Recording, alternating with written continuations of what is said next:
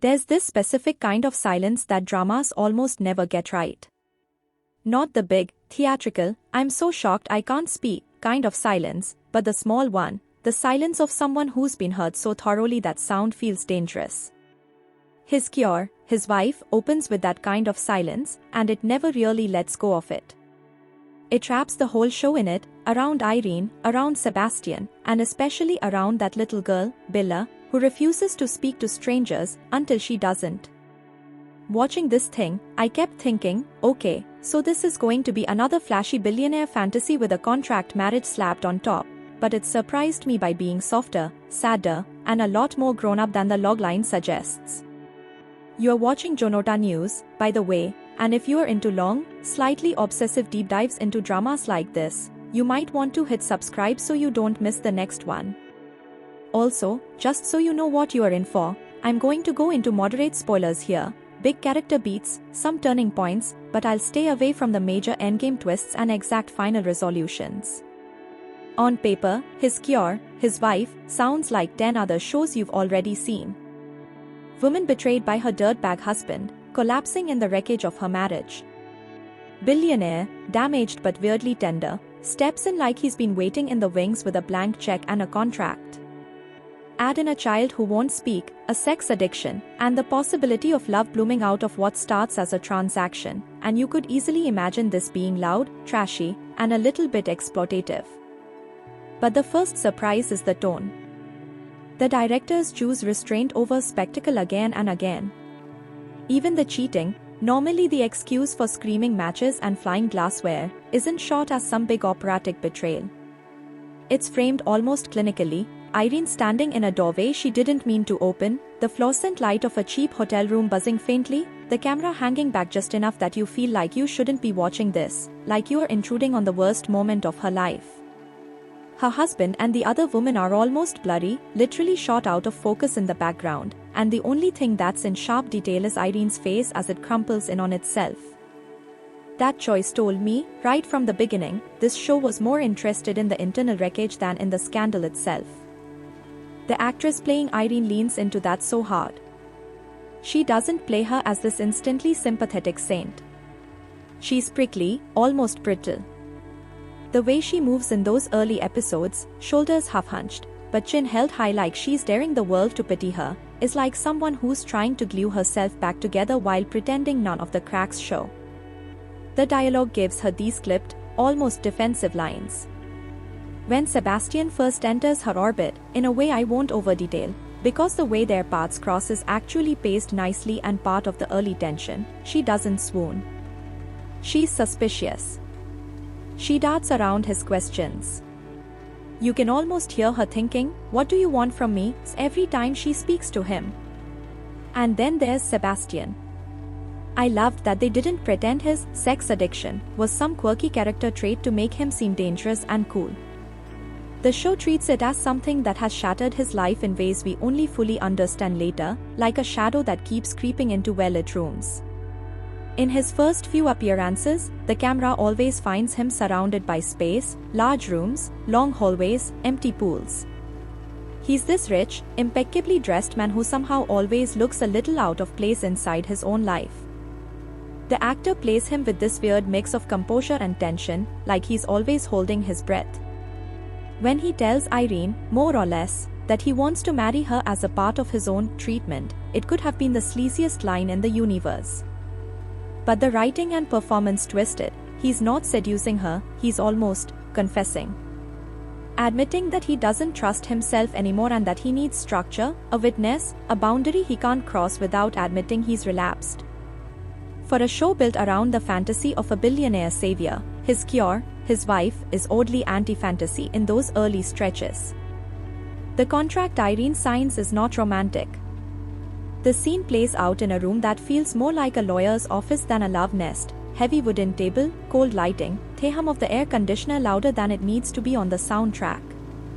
Irene reads the pages with this flat, exhausted detachment. You can see in her eyes that, for her, this is just a transaction, money, safety, escape from the man who broke her, in exchange for being Sebastian's wife on paper and maybe some carefully defined companionship. The framing is precise, her face reflected in the glass table as she hesitates with the pen, Sebastian in the background, out of focus again.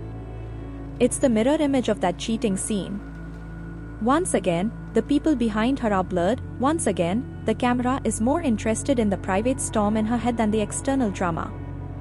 But here's where the show hooks you in a quieter way. Sebastian doesn't touch her. He doesn't push. He doesn't even use the power he very clearly has. Instead, the script builds this almost awkward politeness between them that's kind of fascinating to watch. Their early married life scenes feel more like two strangers stuck in an Airbnb than a traditional contract marriage rom-com setup. He knocks before entering rooms. He sits on the opposite end of the couch. When they eat together, there's this tiny beat where his hand twitches like he wants to reach for hers, and then he pulls back, fingers curling into a fist under the table. The camera catches it and hangs on that for just half a second longer than is comfortable. That's where the show starts to say, okay, we know what trope you are expecting, but what if we slow it down and really sit in the discomfort instead of skipping to the steamy part? The first time Bella appears, the entire visual language softens. Until then, the color palette is pretty muted: cold grays, glass, metal, the occasional pop of expensive-looking beige. But when Irene steps, hesitantly, into Bella's room, the world changes. It's not some overly pink princess fantasy, which I appreciated. It's more like a gently curated cocoon. Soft blues, worn-in stuffed animals, fairy lights that are a little asymmetrical. You can tell someone tried very hard to make it feel safe, and maybe overdid it a bit. Bella herself is sitting on the floor, drawing in absolute silence, shoulders curled inwards. The show doesn't give us a big explanatory monologue about her mutism. No one stands there and lectures about trauma responses. Instead, it just lets Irene sit down on the carpet, leaving a careful amount of space between them, and wait. This is the mini-scene that, for me, made the whole series click. Irene, who is so used to filling the air with defensiveness or hurt, doesn't know what to do with this silent little girl. So she does nothing, at first. The soundtrack drops out almost entirely, except for this faint ambient hum, maybe the distant traffic outside. The camera holds on their profiles in a two-shot, not cutting, not interfering. Irene glances at Bella. Bella keeps drawing. There's this tiny, human moment where Irene instinctively opens her mouth to say something, then shuts it again, as if realizing that this kid might not want words. Instead, she slowly, tentatively starts to draw on a blank corner of Bella's page. Not crossing the lines Bella already made, just adding a little sun in the corner. Bella pauses. Her crayon stills. For a breathless moment, you don't know if she's going to push Irene's hand away or get up and run. Instead, almost imperceptibly, her shoulders drop by a centimeter. She draws a little bird under Irene's sun. No one speaks.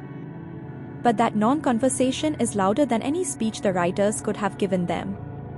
If you've ever watched a drama where a kid is used as a plot device, you know how often they're written as miniature adults or pure bundles of cute. Bella isn't that. The child actress has this haunted stillness that's honestly unsettling at times. She doesn't overplay anything.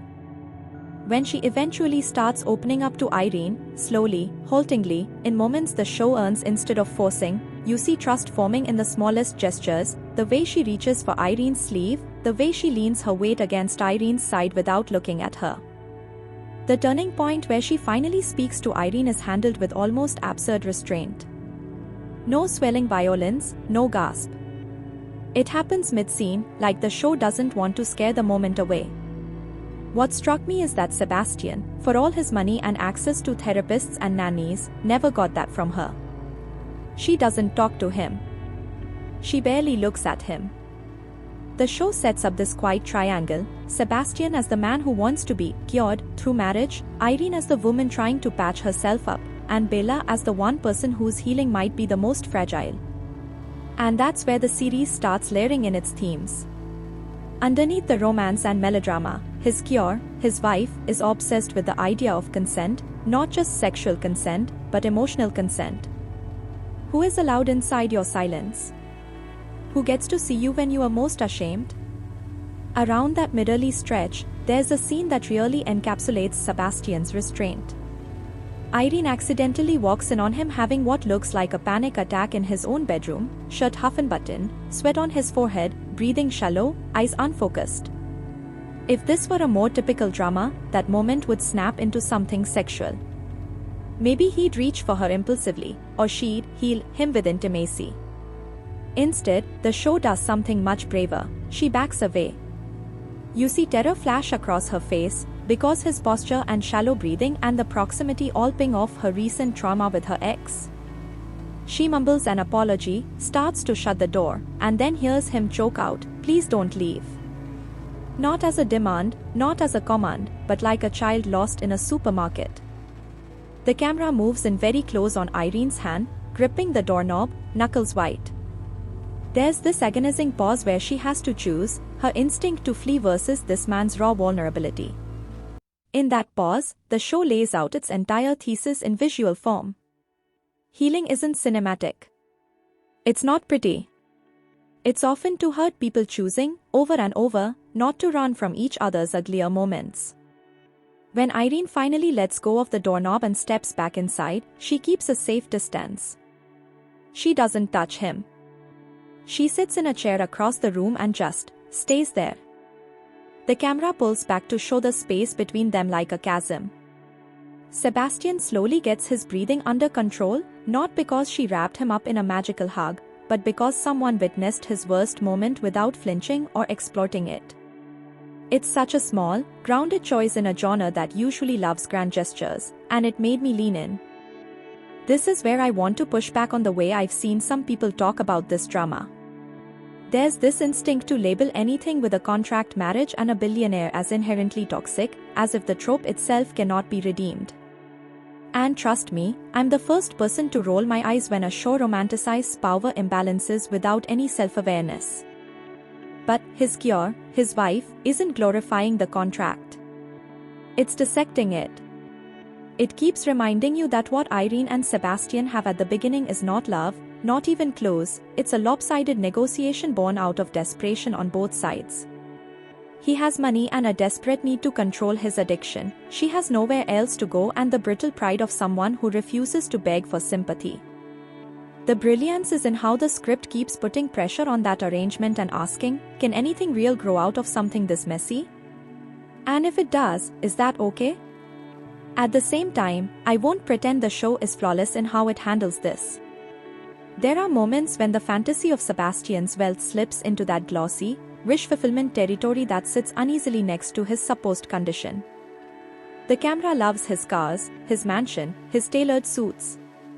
Those shots are beautifully composed, wide angles that show off his estate's emptiness, drone footage gliding over isolated grounds, but sometimes the aesthetic pleasure undercuts the seriousness of his addiction, making it feel like just another glamorous quirk.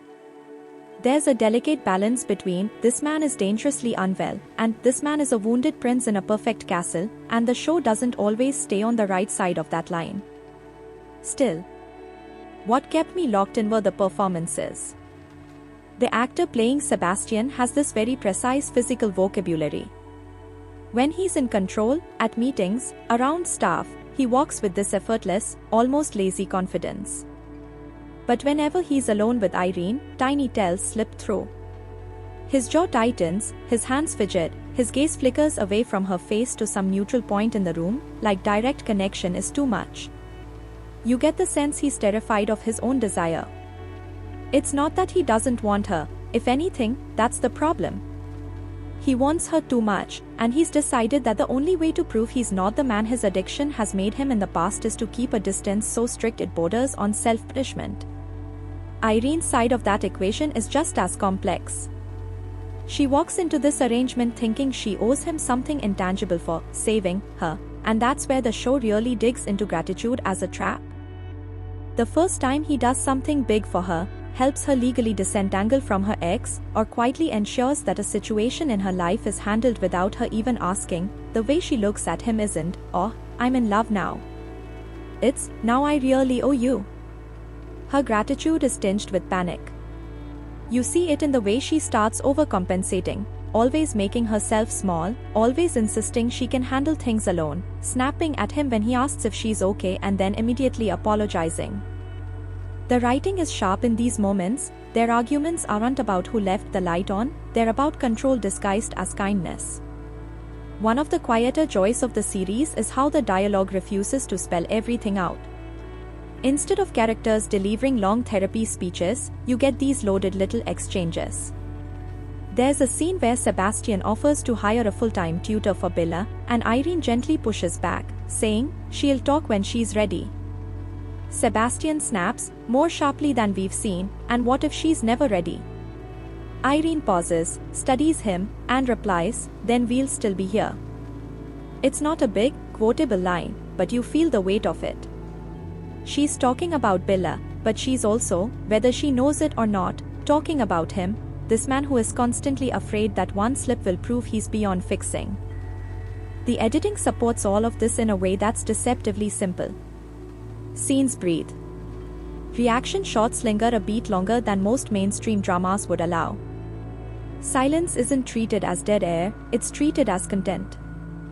There are whole stretches where we are just watching faces, Sebastian staring out at the ocean from his glass-walled living room, Irene wandering through a kitchen she doesn't quite feel is hers yet, Bella pressing her ear to a door to eavesdrop on a muffled argument. The cuts are purposeful, you rarely feel the show jittering around just to keep you stimulated. That slower rhythm might frustrate viewers who want more plot per minute, but for this particular story, the pacing felt like an extension of the characters' hesitancy. They're all weirdly slow to admit what they want, so the show is slow to push them. That said, there are pockets where the pacing sags, especially once we move past the initial setup and into the middle stretch of the story. The writers start introducing subplots, work conflicts, family backstories, the inevitable reappearance of people from their pasts, and not all of them land with the same emotional punch. There's a recurring bit with Sebastian's business rivals that feels, frankly, like it wandered in from a different show. The palette goes colder, the dialogue gets more corporate, and you can almost feel the energy dip whenever we cut away from the intimate core of Irene, Sebastian, and Bella to watch very rich men argue over very important deals.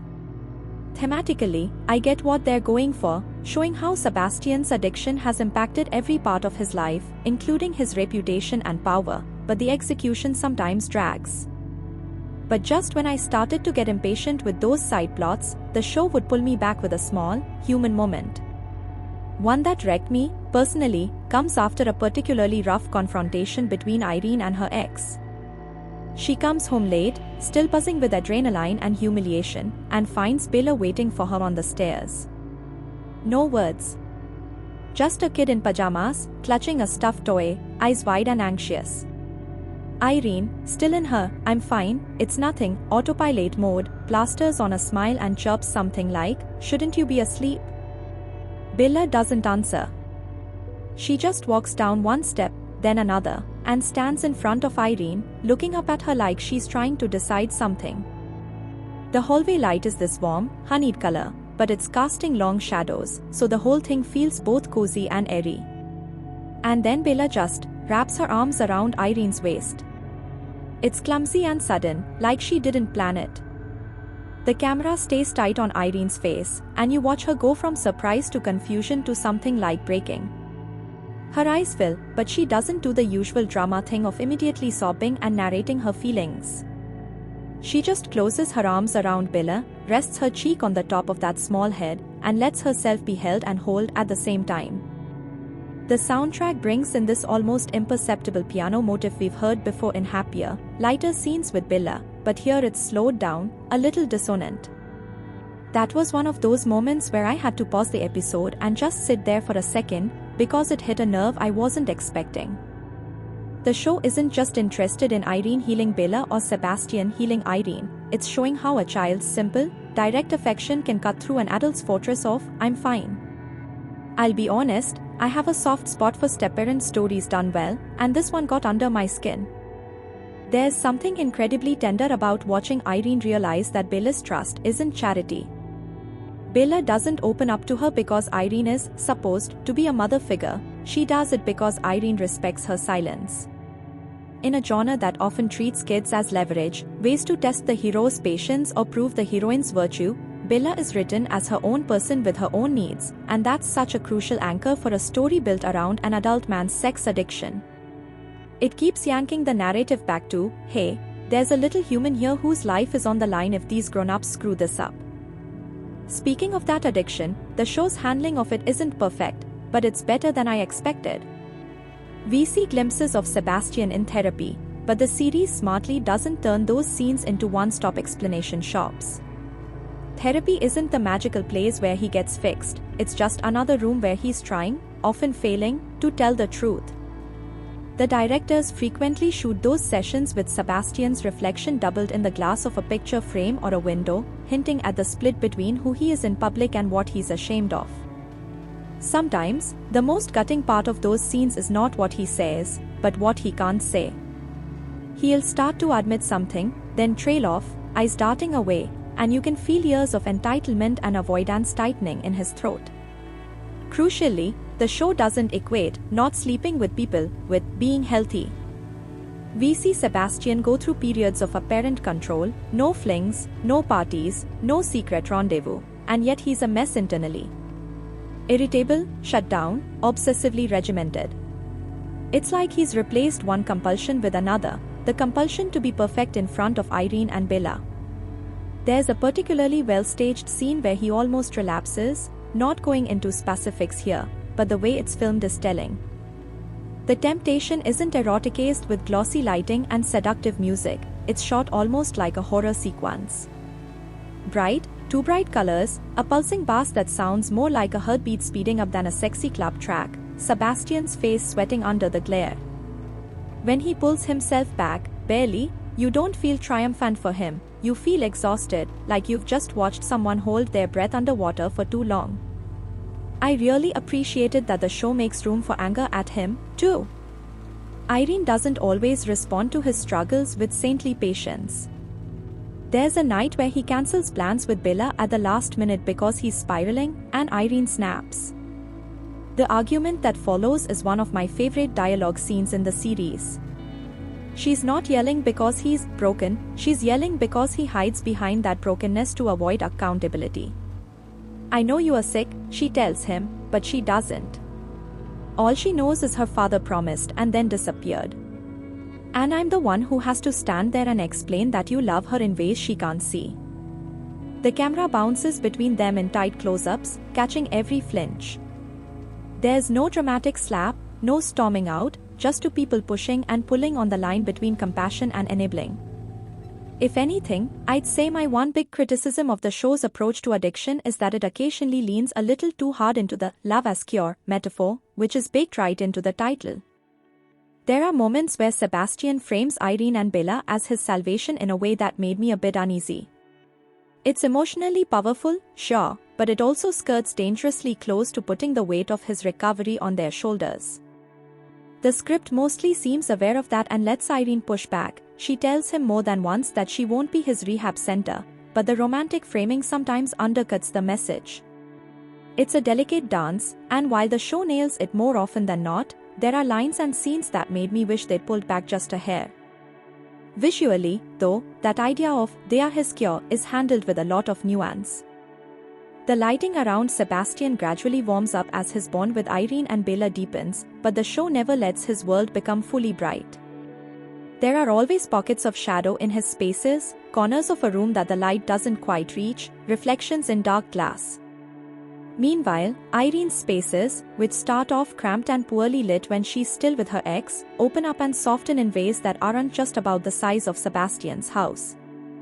There's a great visual trick they use. Whenever Irene is alone in a room that belongs to Sebastian, the camera frames her slightly off-center, like she hasn't quite settled into the space yet.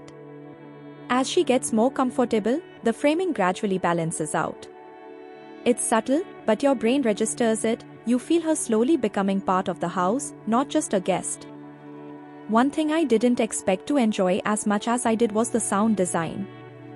Beyond the music, which is mostly understated piano and strings with the occasional vocal track, the show pays attention to ambient sound in ways that deepen scenes. The distant hum of city traffic through double-glazed windows in Sebastian's mansion, the faint echo in his vast, mostly empty dining room, the different way Irene's footsteps sound on her old, cheap tiles versus his polished floors. There's this tiny moment where Irene walks barefoot through his hallway late at night, and you can hear her hesitate, her steps slowing, the rhythm changing, as she passes his bedroom door. The microphones pick up a little scuff of skin on marble, and it's such a small, intimate detail that you almost feel like you shouldn't be there. And the music knows when to shut up. Some of the most intense scenes are scored by nothing but breathing and the rustle of clothing. There's a confrontation later, between Sebastian and someone from his past who enabled his worst behavior, that plays almost entirely in near silence. No big orchestral swell to tell you what to feel, just two men, a ticking clock in the background, and the faintest hum of an air conditioner. That confidence, to not throw a tear-jerking melody on top of everything, goes a long way in making the emotional beats feel earned instead of manufactured. I want to talk for a second about something the show does that might not be obvious on a first watch, but really shapes the experience, the way it uses space and distance in blocking. Characters are constantly choosing where to stand in relation to each other, and the camera respects that.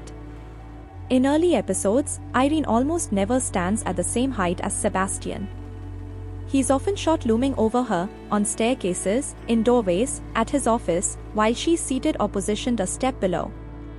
As they start to level out emotionally, the staging shifts.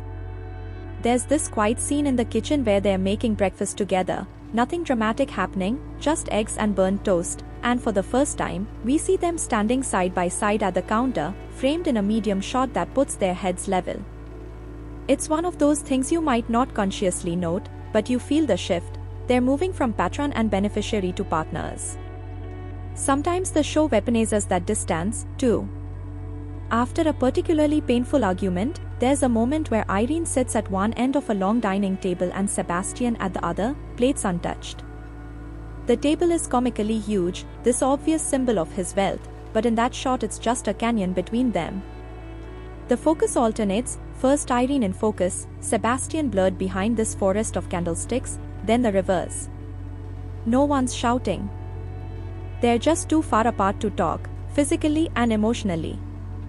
The choice to hold on that mid-shot instead of cutting closer is a flex. The directors trust you to sit in that awkwardness. All of this craft might sound a bit clinical on paper, but the experience of watching it is surprisingly emotional. And I'll be honest about a personal reaction here, I didn't realize how much I was projecting my own baggage onto Irene until a scene where she admits, not to Sebastian but to herself in a mirror, that she doesn't really know who she is without pain. The line is something like, "If I forgive him," referring to her ex, then what was all of this for? It's not a dramatic monologue, more like a half-muttered confession as she cleans off her makeup. The way the actress plays it, half laughing, half on the verge of tears, hit too close to home. There's a weird comfort in watching a fictional character verbalize that fear, that if you let go of your wound, you'll also let go of your identity. I didn't expect a show marketed partly on a billionaire with sex addiction hook to be the one to tap that nerve, but here we are. If there's one area where I think opinions are going to be sharply divided, it's the show's relationship to melodrama. It absolutely indulges in big emotional beats, slaps, confrontations, car rides in the rain, but it doesn't live there. Some people are going to want more of that heightened intensity, more explosive confrontations between Irene and her ex, more visible consequences for Sebastian's past affairs. Others might find even the level we do get a bit much, especially given the otherwise restrained tone. Personally, I thought the push-pull mostly worked. When the dam bursts, you feel it, because the show has spent so much time simmering instead of boiling. I do think, though, that the writing occasionally leans on coincidence to move pieces into place. Characters overhear conversations at just the right, or wrong, moments. People from Sebastian's or Irene's past appear in exactly the place they shouldn't be with timing that's a little too neat. It's not egregious, but in a series that's otherwise so grounded in the granular reality of healing, those soapier twists stand out. Depending on your tolerance for drama logic, they'll either make you roll your eyes for a second or make you clap your hands in delighted disbelief. I was somewhere in the middle, mild eye roll, followed by, okay, fine, let's see what you do with this. Where his cure, his wife, really earns its keep, though, is in the gradual evolution of Irene and Sebastian's relationship from transactional alliance to something resembling love. The shift is not marked by a single grand declaration, but by a series of small, consistent choices. He learns to ask before he touches her. She learns to answer honestly when he asks if she's okay. He starts showing up for Bella not just with gifts, but with presence, even when that presence is awkward and stilted. She stops treating his help as a debt she must repay and starts, tentatively, to accept it as something she deserves just because she exists.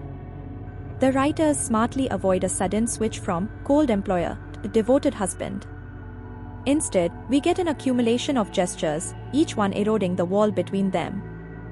One of my favorite micro moments is so mundane it's almost easy to miss. Irene is sick, like, actually sick, fever, sweat, the whole thing, and insists she can still get up and do things. Sebastian, who would normally barrel past people's boundaries in order to help, catches himself. He hovers at the doorway to her room, fingers gripping the frame, and you can see the argument happening in his body. Old habits say, go in, take charge, fix it. His newer self says, ask. So he does. Can I come in? It's a simple line, but the way he phrases it, like he's knocking on some inner door as well, lands. Irene hesitates. Then she nods, just once. He steps inside, gets her water, adjusts the window blinds. No big speech. Just a man who once treated people as objects making a conscious choice to treat this woman as a person with agency. And you know what? That tiny, can I come in, did more for me than a dozen over-the-top romantic gestures might have. Because it's about rewiring behavior, not just expressing feelings. Love, the show seems to argue, isn't just, I feel this intense thing for you, it's, I will change how I move in the world so I don't crush you. That's a much harder promise to dramatize, and the fact that this series even tries, let alone mostly succeeds, is kind of remarkable. Of course, as their bond deepens, the risk increases. The more Irene invests in Sebastian as a person, not as a benefactor, the more terrifying the prospect of his relapse becomes. The show milks that tension without turning Sebastian into a ticking time bomb villain. You are constantly aware that his addiction is lurking in the background, that one really bad night could undo months of trust building. There's a late mid-stretch where he pulls away from Irene emotionally, insisting it's for her own good, and it's genuinely painful to watch because, for once, the guy pulling away isn't being coy, he's genuinely afraid he'll hurt her. The irony, of course, is that the withdrawal itself is its own kind of harm. It's also in this middle phase that the show starts peeling back more layers of Sebastian's past. Without spoiling specific reveals, I'll say that the portrayal of how he got to this point is neither a simple, he was born a monster, nor a full absolution. We see environments that normalized his behavior, people who enabled him because his wealth made it convenient, and we also see moments where he made explicit choices to go further than even his crowd was comfortable with. The camera doesn't flinch away from his responsibility. There's a scene where he revisits a place tied to one of his worst decisions, and the way the lighting shifts, harsh, unforgiving, revealing every crack in the walls, visually underlines that this isn't a tragic backstory montage built to make us excuse him. It's a reckoning. On Irene's side, the show is equally careful not to turn her into some flawless martyr. Her anger can be cruel. There's a fight where she throws Sebastian's addiction in his face in a way that's viciously specific, and the scene doesn't let her off the hook for it. You can see the regret land almost as she's speaking, like she hears herself the way he's hearing her. Later, in quieter moments, the script allows her to wrestle with that, to admit that, sometimes it feels good to hurt you, and that scares me. That kind of self-interrogation is rare in this genre, where characters often hurt each other and then move on once an apology is said. Here, apologies matter, but patterns matter more. The show keeps asking, can these two people break their patterns, or are they just painting over them with nicer colors? Even the way Irene's relationship to her ex is handled plays into that theme. He's not just a one-dimensional villain who cheated and vanished. He lingers, not just physically but in her head. You see traces of his voice in the way she anticipates criticism, in the way she flinches when Sebastian raises his voice, even if he's not angry at her. There's a brutal little moment where she automatically apologizes for something completely not her fault, then stops, mid-sentence, like she's suddenly aware of how conditioned she is to take the blame. That awareness doesn't magically free her, but it's a step. The show seems very interested in these infinitesimal steps, the ones that, strung together, make up a real arc. Pacing-wise, this middle section can feel slow if you are watching for plot twists, but if you tune into the micro-shifts between characters, there's a lot happening. The editing will sometimes cut from a seemingly unrelated scene back to a previous location just to show you how someone is sitting now versus how they were sitting before, and that kind of visual callback becomes its own storytelling device.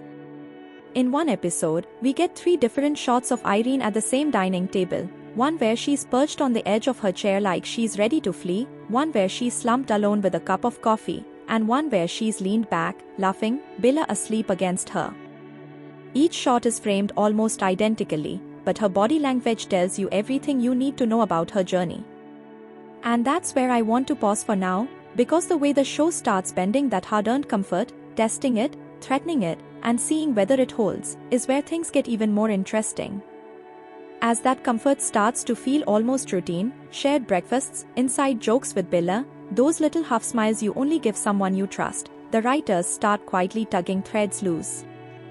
Not in huge, catastrophic ways at first, more like hairline fractures you might not notice until the light hits them just right. Sebastian misses a family moment because of work, and you can't tell if that's true.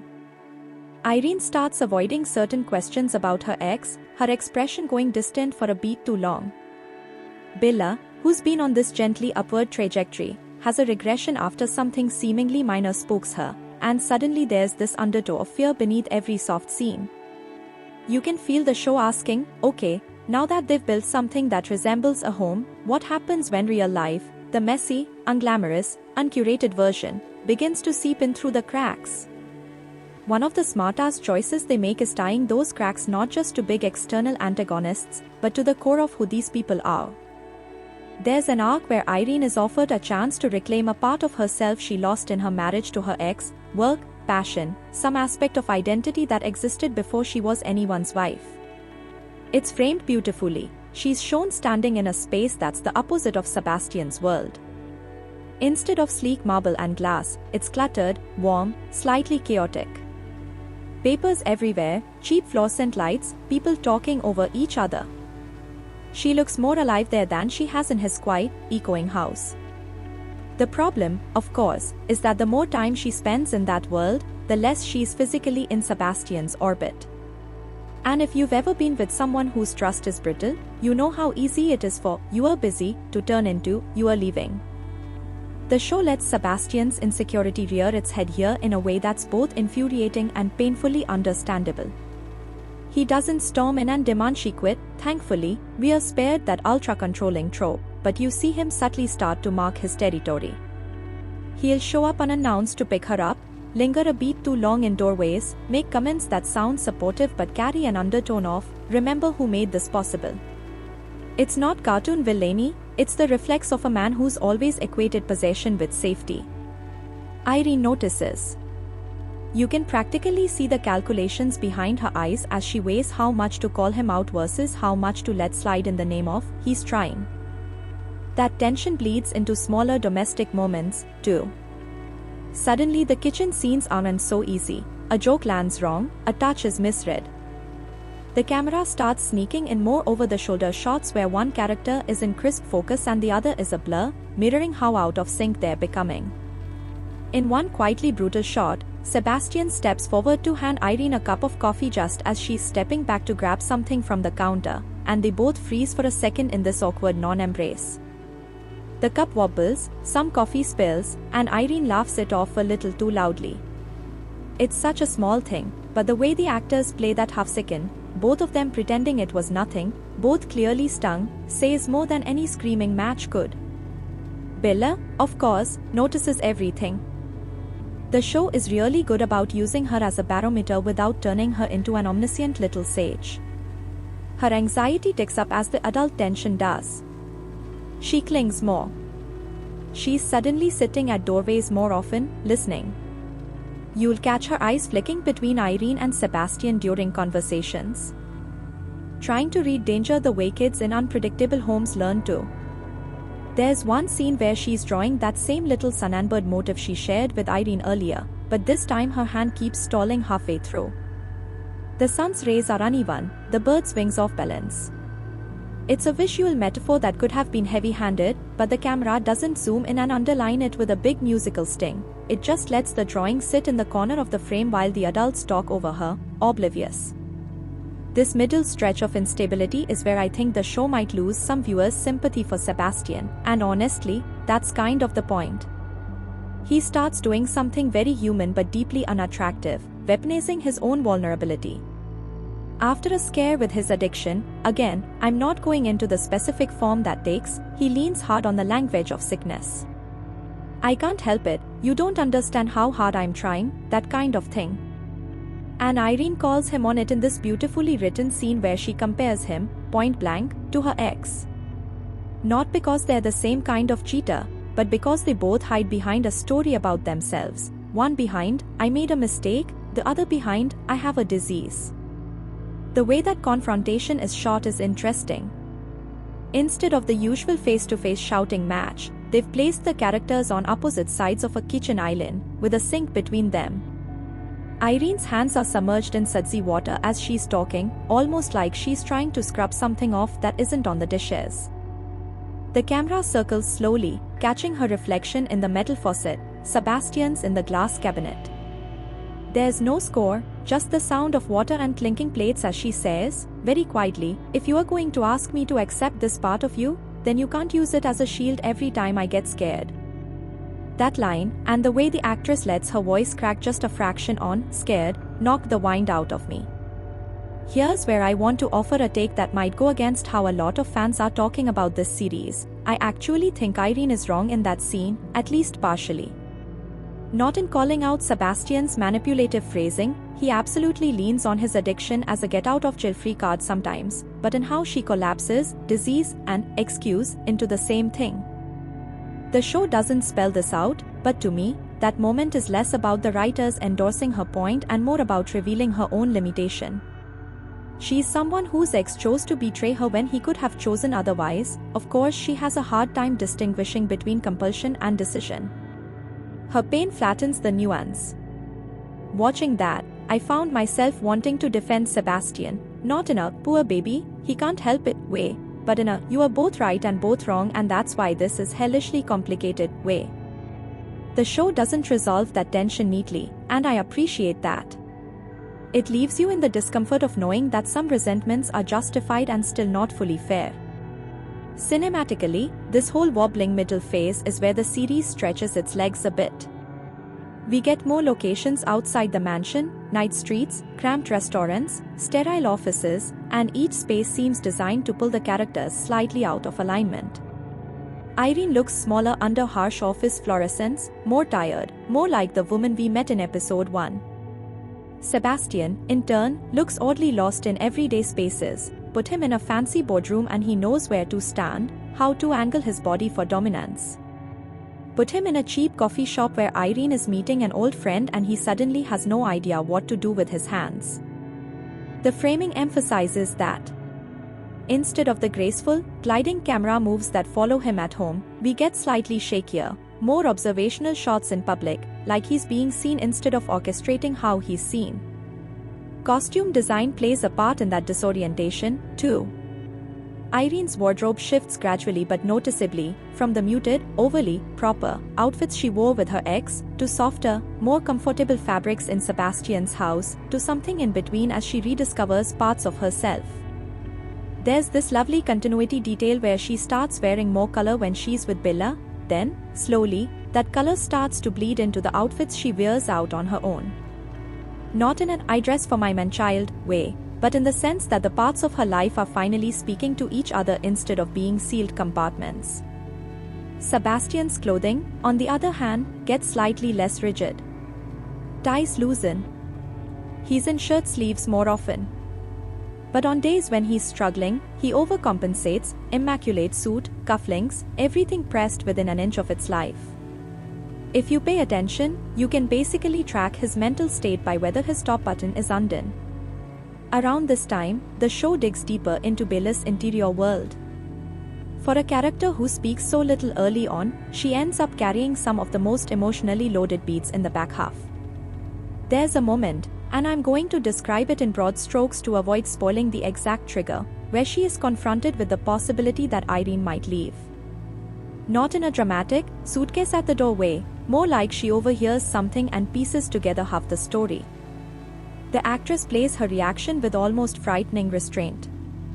No tantrum, no screaming, don't go. She just goes very, very still. Her eyes glaze over a little. She starts lining up her crayons on the table by color, over and over, her fingers going a bit too fast. It's such an accurate little portrait of a child trying desperately to control something, anything, because the adults are spinning out again.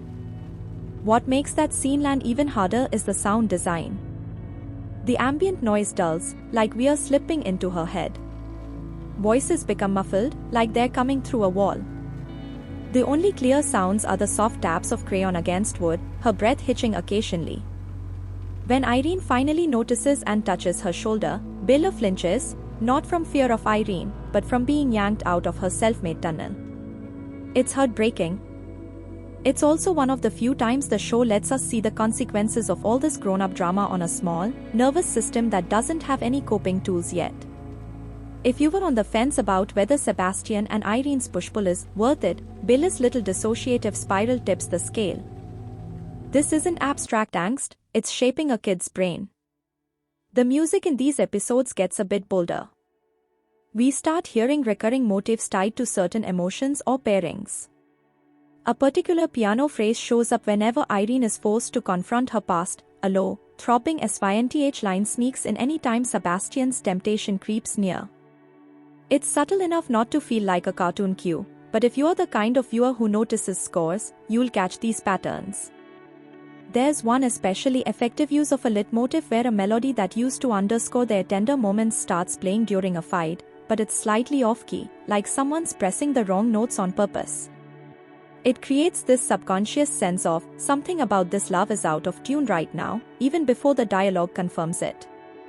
Notice how the show rarely relies on needle drops of popular songs. It could have easily gone with moody pop ballads over montage sequences, and there are one or two, but for the most part the soundtrack is internal, not external. Instead of telling you, this is sad, with lyrics about heartbreak, it leans on unresolved chords and long, held notes that mirror how unresolved these relationships are.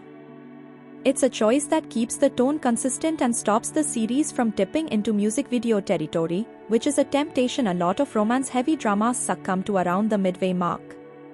Something else that becomes more pronounced in this stretch is the editing rhythm around time. Early on, we are moving fairly linearly, following Irene from one disaster to the next, watching Sebastian circle around her. As their lives intertwine, the show starts playing more with parallel cutting. We'll see Irene in one location and Sebastian in another, both dealing with echoes of the same issue. The cuts emphasize their emotional connection even when they're physically apart. There's a sequence where Irene is at her new old-fashioned space, deeply focused on something, intercut with Sebastian at a support group meeting. They're both, in different ways, trying to build a future that isn't defined by their worst mistakes. The transitions between their scenes are fluid. A gesture Irene makes, wiping sweat from her brow, cuts directly to Sebastian wiping his palms on his jeans before speaking. It's not subtle, but it works. Now, in terms of supporting characters, the series walks an interesting line. On one hand, it introduces just enough people around our central three to keep the world from feeling like a vacuum. On the other, those characters are very clearly satellites. No one else quite pops with the dimensionality that Irene, Sebastian, and Byleth do, and that's both a strength and a slight missed opportunity. There are glimpses of potentially rich dynamics, a relative who has opinions about Sebastian's sham marriage, a friend who's a little too eager to frame Irene as the luckiest woman alive, some of the professionals involved in Sebastian's treatment, but they don't always get the time they deserve. That said, one secondary relationship I found surprisingly impactful is between Irene and one of the clinicians involved with Billa. It's not a big arc, but the few scenes they share have this grounded, almost documentary feel. We see Irene learning how to support a child with selective mutism, or something akin to it. The show never pinpoints a label, and there's humility in those moments that balances out the grander gestures elsewhere. Watching her sit on one of those tiny chairs in a bland, toy-filled office, listening to someone explain the long game of trust and consistency, reminds you that not all healing is cinematic. Sometimes it's scheduling, note-taking, and repeating the same reassuring phrase 100 times until it lands. Humor is pretty sparingly used in the show, but when it shows up, it's usually through Billa or through awkward adult mishaps. There's this running bit where Sebastian is genuinely terrible at one mundane domestic task, cooking, laundry, something like that, and every time he tries to help, he makes it worse. It could have been broad, but the actor underplays it, turning those moments into tiny pressure release valves rather than full-on comedy scenes. I will admit, there's one kitchen disaster moment that made me laugh out loud purely because his "how is this going wrong?" face was so bewildered. It's a nice reminder that this fortress of a man is clueless about things most people take for granted. On a craft note, those lighter beats are almost always shot with wider lenses and fewer cuts, giving them a looser, more spontaneous feeling. You can tell the director let the actors play a bit. We see Billa smirk in the background when Sebastian drops something, Irene biting back a smile. These glimpses of normalcy are essential. Without them, the drama of addiction, betrayal, and possible loss would be suffocating. By sprinkling in genuine humor, the show avoids becoming misery porn. We should talk about the sex, or the lack of it. For a story built around a man whose entire problem is compulsive sexual behavior, the series is remarkably chaste by genre standards. That's not to say there's no physical intimacy. There are kisses, caresses, moments of charged closeness, but they're deployed sparingly and with a lot of attention to context. The first time Irene and Sebastian truly cross that line, it's far into their journey, and it's filmed in a way that emphasizes hesitancy over heat. Hands hovering before touching, eyes searching for permission. The lighting is soft, almost dim, hiding more than it reveals. The camera stays above the shoulders more often than not, focusing on faces, on micro-expressions of fear and relief. Honestly, I know some viewers will find that frustrating, especially if they came in expecting more conventional romantic payoff. But I actually think it's an incredibly intentional, thematically aligned choice. If the show had gone for glossy, extended love scenes, it would have undercut its entire argument about sex being something that Sebastian used to wield almost violently, thoughtlessly. Here, intimacy is slow, a little awkward, and most importantly, negotiated. You feel the years of damage in his body language, you feel Irene's old wounds flaring up. Then easing as she realizes this isn't a reenactment of her past. That complexity is worth 10 slow-motion bed scenes with dramatic sheet pulls, in my book. There's also the very real question the show brings up: can a man for whom sex has been a compulsive, destructive force ever have a normal, sexual relationship? And what does normal even mean in that context? The series doesn't give a neat TED Talk answer. Instead, it lets us watch the two of them figure it out in fits and starts, sometimes getting it spectacularly wrong. There's one night where Irene initiates, trying to reassure him after a rough day, and he freezes. Not physically, but emotionally, you watch his gaze go distant, the shutters coming down. She senses it instantly and pulls back, and the look of shame that floods his face is brutal. They end up lying side by side, inches apart, not touching, both staring at the ceiling. No accusations, no melodramatic misunderstanding, just a quiet acknowledgement that love doesn't magic away years of wiring. I really respect that the writers resist using sex as a shortcut for character development. Too many adult dramas fall into that trap. They slept together, so now they're closer. Here, if anything, physical intimacy complicates things. Every step forward in that realm opens up new insecurities.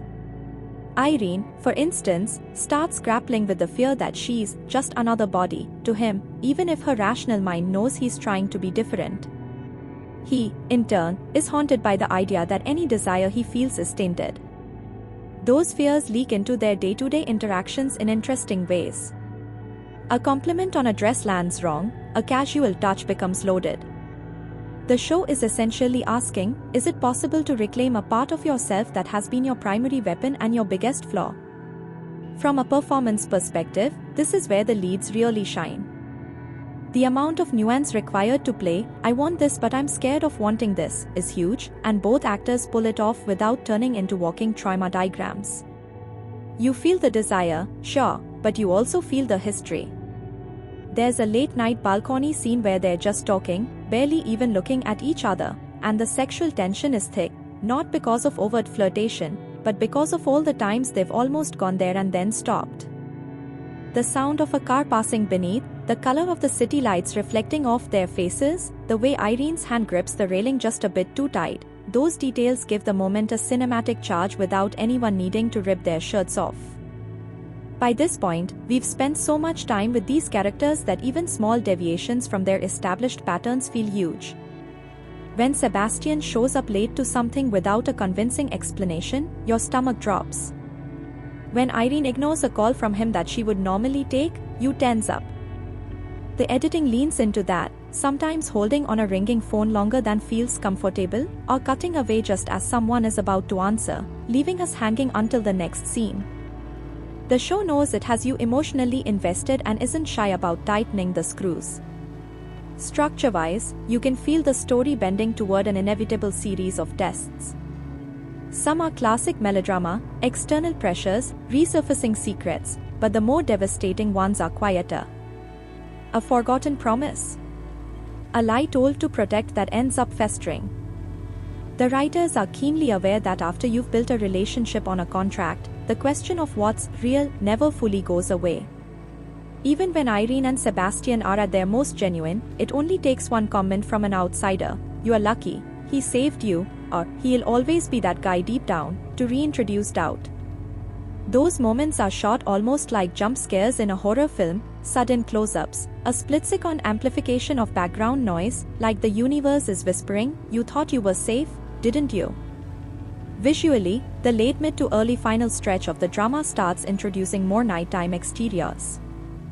We see Irene walking alone under streetlights, Sebastian driving through the city with the radio off, Bella staring out of windows at a dark garden.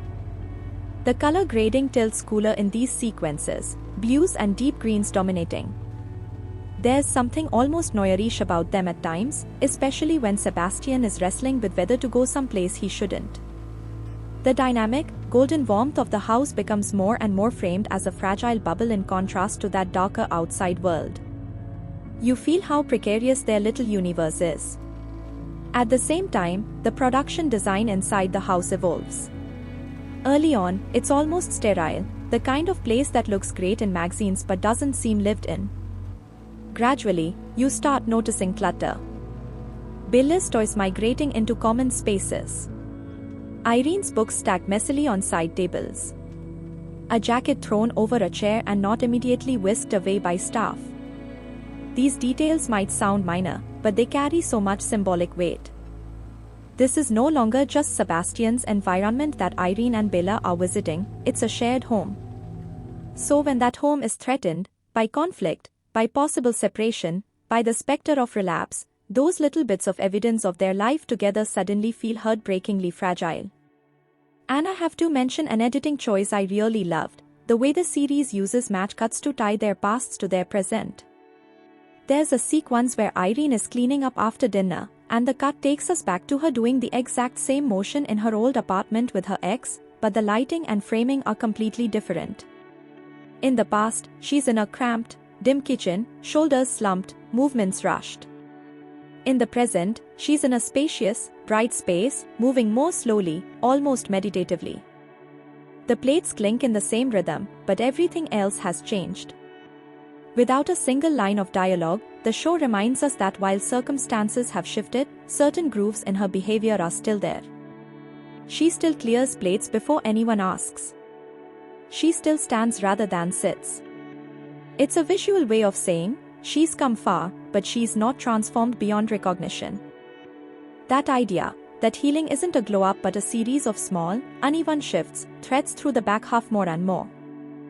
We watch Sebastian relapse in small ways that aren't immediately obvious, reaching for old coping mechanisms, avoiding conversations, isolating under the pretense of protecting others from himself. We watch Irene backslide into over-apologizing or withdrawing emotionally when she's hurt.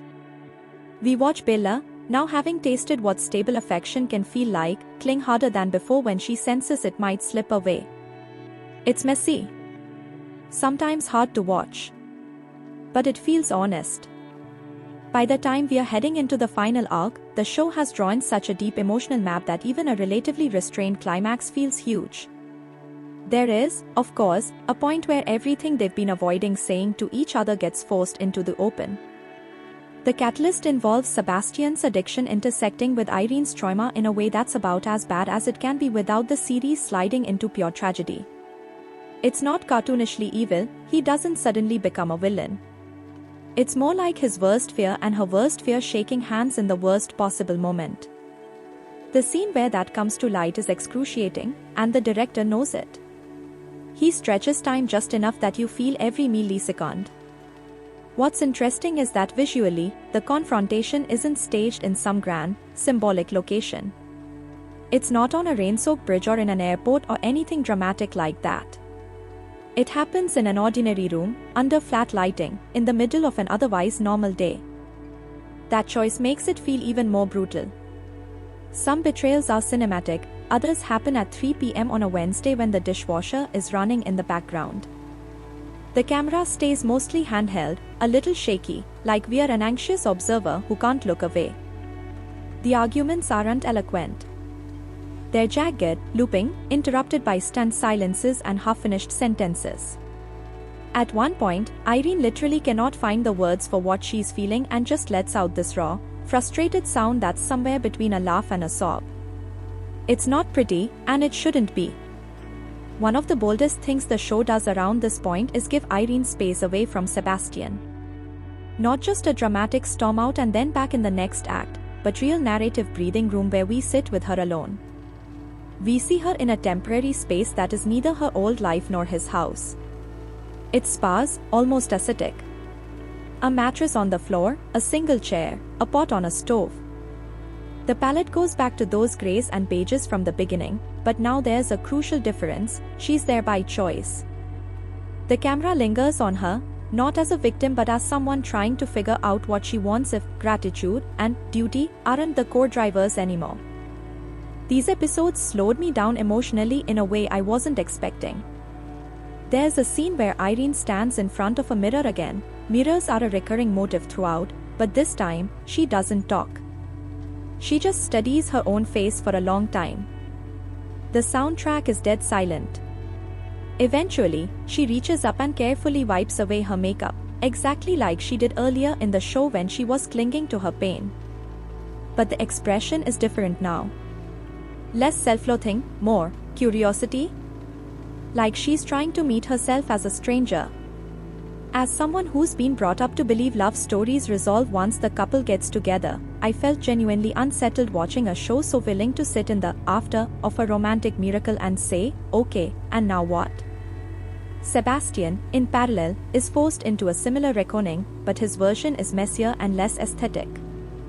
We see him in spaces we haven't seen much of before, group meetings, maybe, or empty hotel rooms he's avoiding, or offices where people are suddenly less deferential because word of his latest screw-up has spread.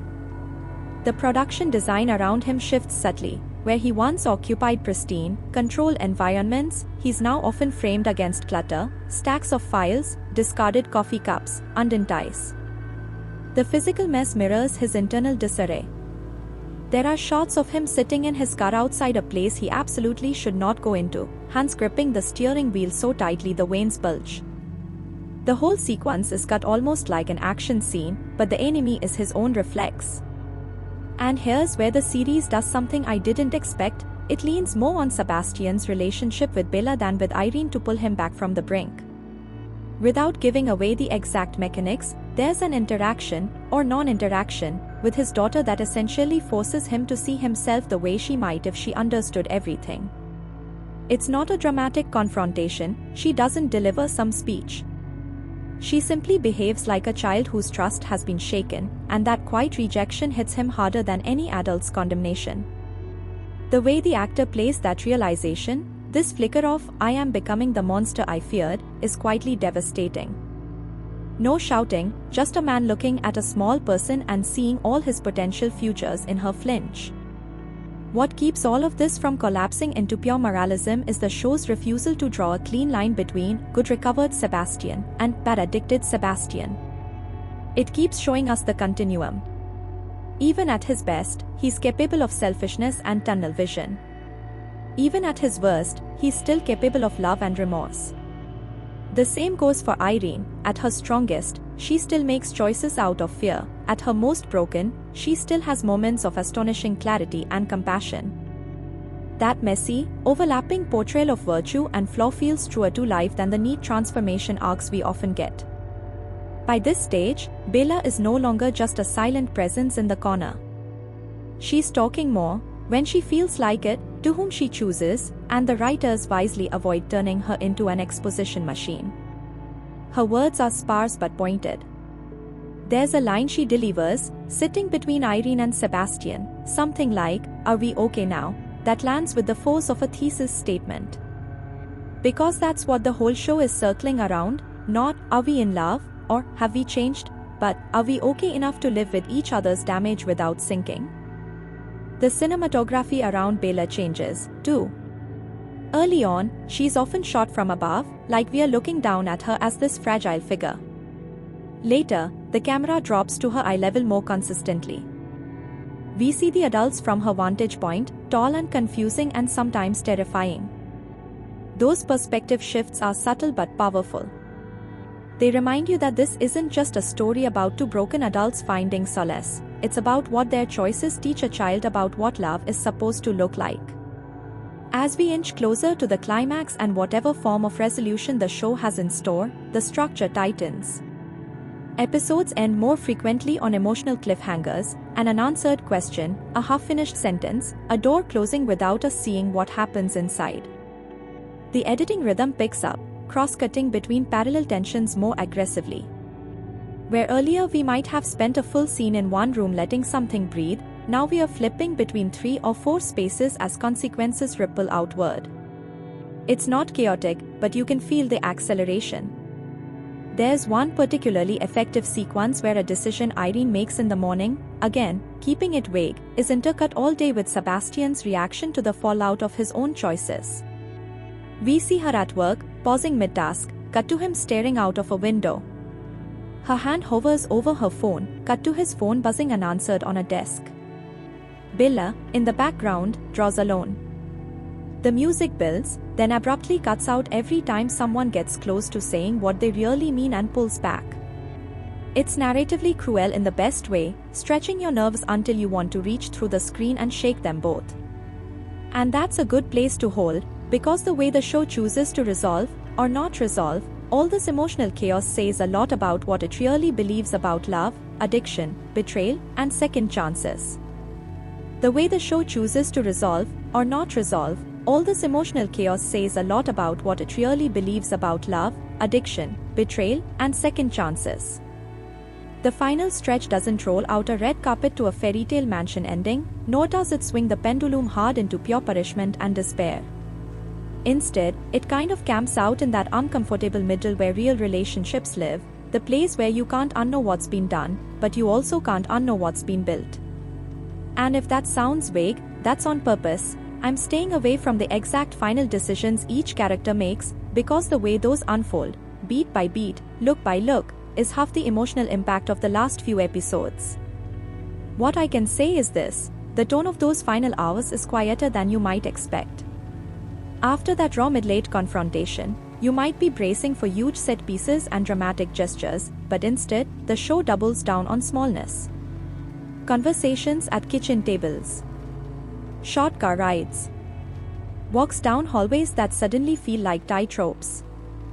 The colors stay relatively muted, but there's this subtle shift toward a softer temperature, warmer lights in rooms that used to feel cold, more natural light sneaking in through windows. It's like the show is visually signaling that we've moved out of crisis and into aftershock, which is its own kind of dangerous. One of the most striking late-game choices is how much narrative weight it gives to apologies and what comes after them. Not grand, public apologies with speeches and dramatic gestures, those do pop up around the fringes, because this is still a drama, but the real kind, simple, direct, sometimes awkward, often incomplete. You see Sebastian trying to apologize not just for discrete events, but for patterns, which is much harder. He stumbles. He overfocuses on his feelings instead of the impact he's had. Irene, to her credit, doesn't let him slide when he does that. There's a moment where he's launching into a "I've worked so hard to change" monologue, and she cuts in with, "I know how hard you've worked. That's not what I'm answering right now."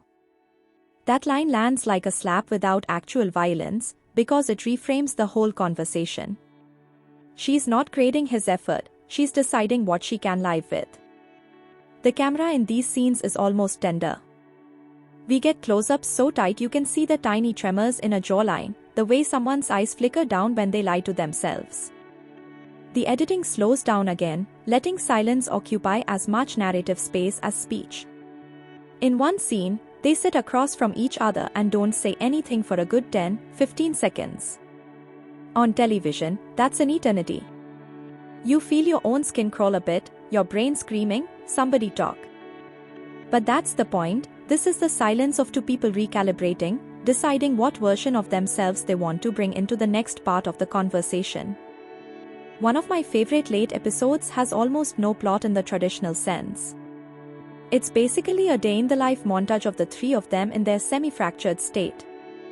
The way it's structured is deceptively simple: morning, afternoon, evening, night.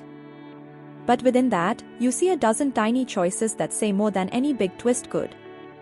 Sebastian pauses before knocking on a door he used to walk through freely. Irene answers a question honestly instead of deflecting with a joke. Bela chooses which adult to sit next to without looking at either of their faces, relying instead on some internal barometer of safety. The music is almost entirely absent. What you get instead is a symphony of domestic sounds, plates, doors, the thump of footsteps upstairs. It's like the show is whispering, love is in the boring parts, too. Maybe especially there. There is one late-game mini-scene that I want to describe in a bit more detail because it encapsulates so much of what the series is doing, and I'll keep it spoiler light. It takes place in the same room where Irene first signed that contract. The heavy wooden table is still there, the cold lighting, the hum of the air conditioner. Only this time, the paper on the table is different. We are not told exactly what's written there, but the implication is clear. Whatever that contract meant before, it's being redefined now. Maybe torn up, maybe rewritten, maybe simply acknowledged for what it really was. Irene and Sebastian sit on opposite sides, again mirroring that first transactional moment. The director frames it almost identically to the early scene but with one major difference. Back then, Irene's reflection in the table glass was warped, distorted by the angle and the polished shine. Now, when the camera dips down just enough to catch that reflection, it's more solid. She looks like herself, not a ghost of herself. The sound design pulls this neat trick where the air conditioner's dull drone that felt oppressive before now recedes, replaced subtly by the sound of their breathing. Sebastian slides something across the table, again, we are not spoon-fed exactly what, and instead of snatching it, Irene leaves it sitting between them, her fingers resting on the edge but not pulling it toward her. The tension in that almost touch is electric. It's not just about paper. It's about whether their relationship is still built on obligation and debt or on something freely chosen. When she finally looks up and meets his eyes, the show does the thing it's been doing all along, refusing to tell you exactly what she's decided. The actress plays about 3 different emotions in quick succession: fear, anger, a sort of weary affection, and the camera doesn't cut away. It's a trust exercise between actor and audience. They hold that eye contact for long enough that you start projecting your own hopes and biases onto it. Do you want her to forgive? To walk away? To hold him at arm's length forever? The show isn't interested in giving you a clear thumbs up or thumbs down answer. It's asking what you think love should look like in the aftermath of real harm. In parallel, Bella gets her own form of resolution that's beautifully understated. Again, I'm staying away from exact dialogue, but there's a moment where she chooses to speak, to say one specific, loaded word, in a context where she absolutely doesn't have to. No one is begging, no one is prompting. The choice is entirely hers. The framing is clever. We see the adult she's speaking to in soft focus behind her ear, so that when the word comes out, it almost feels like it's aimed at us. The sound of it is so small you could miss it if you weren't paying attention, but because we've watched her guard that voice for so long, it lands like a firework. And crucially, the show doesn't turn it into a magic fix. She doesn't suddenly chutter away in every scene after that. It's a step, not a cure. Thematically, that's the note the whole series wants to end on: steps, not cures. This is where I give the writers extra credit for resisting the urge to offload all the responsibility for Sebastian's future onto Irene and Bella. There's a version of this story where the final arc is, he almost loses them, realizes they're his everything, and therefore never struggles again. Thankfully, this is not that show. Instead, it makes a point of showing him reaching for support outside the family unit, professional help, peer networks, without framing that as a betrayal of the romantic bond. Irene, in turn, is allowed to have boundaries that are about her and her kids' well-being, not just about how much she loves him. You actually see her say versions of, "I care about you and that's not enough reason to do this," which is a line we almost never grant heroines in this genre. One last big picture thing about the ending before we zoom out: it feels less like a door slamming and more like someone opening a window after a storm. Not everything is fine now, roll credits, but the storm has passed for the moment, the house is still standing, but there's work to do. Some people are going to find that unsatisfying. If your favorite part of these setups is the fantasy of complete redemption and happily ever after absolution, this more tempered final might frustrate you. Personally, I loved it.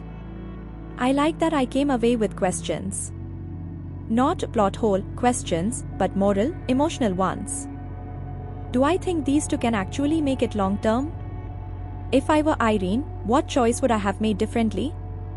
If I were Bella, what would I remember years down the line? The show doesn't dictate a single, correct answer. It leaves enough ambiguity for those questions to haunt you a bit. Stepping back from the story specifics, what really lingers for me about His Cure, His Wife, is how committed it is to the idea that love is not a cure at all. The title is almost a red herring in that sense, or maybe a challenge. Throughout the entire run, we see that expecting another person, especially a romantic partner, to fix you is a recipe for disaster. Sebastian wants Irene to be his cure, sure. Irene wants Sebastian to be her escape. Bella wants them to be her unshakable constants. None of those desires are entirely fair, and the drama is honest about that. The most moving scenes, for me, are the ones where they collectively begin to understand that what they can offer each other is not salvation, but a safer context in which to do their own hard work. There's a telling moment late in the game where someone, all I'll say is it's an outsider who's known Sebastian a long time, says something along the lines of, "You are better with her." It's a backhanded kind of compliment, the kind of thing we throw around in real life all the time. You calm him down. He's changed since he met you. The show doesn't let that line slide as a cute romantic endorsement. You see Irene flinch. You see, in her face, that she understands the trap embedded in those words. If he ever spirals again, that failure will be tied, in people's minds and maybe in his, to her supposed inability to keep him in line. That awareness is such a mature piece of writing. It recognizes the way women, in particular, are often framed as both the cure for and the cause of men's self-destruction. From a performance standpoint, the leads carry all of this complexity with more nuance than I frankly expected given the surface-level setup. The actress playing Irene has this gift for making tiny shifts in expression feel seismic. When she's with her ex early on, her smile has this brittle, overbright quality, like it's held together with tape. As she settles into Sebastian's world, the smile doesn't necessarily get bigger, but the muscles in her face relax, it's less of a performance. Then, in the final stretch, we see a third version of it, a small, private curve of the lips that she doesn't aim at anyone in particular. That evolution tells its own story. She goes from smiling for him to smiling because of him to smiling, period. That's such a subtle, character-driven arc. Sebastian's actor, on the other hand, has the harder task in some ways, making a man with a history of really ugly behavior not only watchable but genuinely compelling without ever fully sanitizing him. He leans heavily on physical tension early on, stiff shoulders, clenched fists that gradually unspool at home while staying rigid in public. In the later episodes, there's this one scene on a staircase that floored me. He's standing halfway up, talking to Irene who's at the bottom. Earlier in the series, that kind of blocking signified his power over her. Here, he looks smaller somehow, hunched slightly, one hand gripping the banister like it's holding him up. When she takes a step up toward him, closing the literal gap, he actually steps down one, leveling them instead of letting her stand beneath him again. No line points that out. It's purely in his physical choices. And Bella. Honestly, child performances can be so hit or miss, but this actress nails a role that lives or dies on her ability to convey depth without monologuing. She has that kind of old soul gaze that could easily tip into precocious caricature if directed wrong, but here it's used carefully. When she does speak, the impact is helped by the fact that we've spent so much time reading her in silence. Her relationship with Irene is the emotional spine of the show as much as anything between the adults. Without that trust, the whole narrative about Sebastian's potential for change wouldn't land, because we'd have no tangible stake beyond, will they or won't they kiss. Every time Bella chooses to lean into Irene's side or walk away from Sebastian, it feels like a referendum on all the work they've done. Technical craft-wise, his cure, his wife, isn't showy in the way some high-budget dramas are, but it has a clear visual language and it sticks to it. Mirrors, thresholds, and tableaus of people standing just out of reach of each other recur again and again. Doors are constantly half open. Windows reflect faces in ways that blur them. The editing favors reaction shots over big speeches, and the sound design keeps you anchored in the reality of spaces rather than drowning you in score. It's not flawless, there are definitely a few too many slow walks down hallways scored to mournful piano, but overall it feels like a cohesive, intentional piece of work rather than a patchwork of tropes. That said, I don't want to pretend it's some perfect, untouchable masterpiece. The pacing in the middle absolutely sags at points. The business subplots are the weakest link, often feeling like they exist mainly to remind us that Sebastian is rich and important. One or two side characters verge on cartoonish, especially when the show seems to need an external villain to contrast with Sebastian's more complicated mess. There are also moments where the script inches a little too close to glamorizing the "he hurt me but he's trying" dynamic in a way that some viewers with lived experience of similar relationships might find uncomfortable. The line between honest about hard stuff and romanticizing it is thin, and while I think the series mostly stays on the right side, it does wobble. My personal contrarian take is this: I actually think the show is at its weakest whenever it leans too hard into defending Sebastian. The flashbacks that gesture at how he was shaped by his environment are useful to a point, but the more time we spend on people explaining him, the less time we have for Irene's internal journey that doesn't revolve around him. I would have loved even more scenes of her alone, or with friends, or in spaces that have nothing to do with being his wife or his cure. We get some of that, and it's very good, but because the premise is so centered on him, the gravitational pull inevitably drags her arc back into orbit around his redemption. I get why, it's his name in the title too, but still. If you walked away wanting even more of Irene independent of any man, you are not alone. At the same time, I know there are viewers who feel the opposite, who wanted a more thorough defense of Sebastian, a clearer statement from the narrative that he is not his addiction and he deserves this love. I think that desire says something real about how starved we are for stories that allow deeply flawed characters, especially men who have done harm, to be complex without being either demonized or absolved. This drama tries to thread that needle and doesn't always hit the bullseye, but I respect the attempt. It's rare to see a series say, yes, he's suffering, and yes, he's responsible, and those two things don't cancel each other out.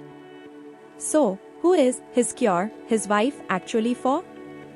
If you are into fast-paced, twist-happy mukbang with affairs, amnesia, evil in-laws, and people screaming in hospital corridors every 10 minutes, this might feel too subdued, and weirdly, too grounded, for you.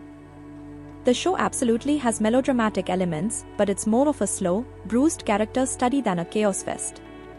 If you want clean moral lines with a clear hero and a clear villain, this is probably not going to scratch that itch either. Sebastian's not a misunderstood puppy, Irene's not a saint. They both sit in morally grey territory a lot of the time. It's also not a comfortable watch if you are looking for pure escapism. The fantasy of being rescued by a billionaire is constantly undercut by the reality of what it means to tie your safety to someone who is themselves unsafe. There's cheating, emotional manipulation, kid anxiety, the whole cocktail. If those are sensitive areas for you, it might be worth approaching with caution or skipping entirely, depending on where you are at. On the flip side, if you are drawn to romance that's tangled up with questions of ethics and accountability, if you like watching characters rebuild themselves in increments instead of through magical epiphanies, if you want a contract marriage story that actually takes the contract part seriously as a moral problem instead of a cute setup, then this is absolutely worth your time. The show respects your intelligence and your empathy. It trusts you to sit with conflicted feelings, to root for someone and still be angry with them, to see both the harm and the effort.